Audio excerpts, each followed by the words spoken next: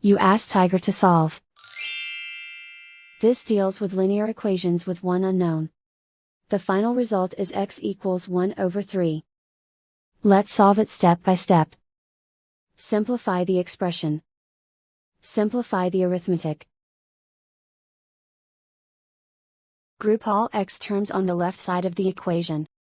Subtract 7x from both sides. Simplify the arithmetic.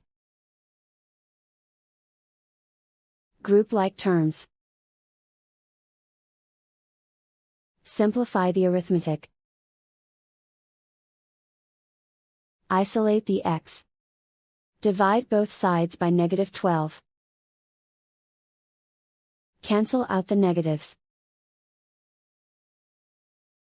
Simplify the fraction. Cancel out the negatives. Find the greatest common factor of the numerator and denominator. Factor out and cancel the greatest common factor. And so the final result is x equals 1 over 3.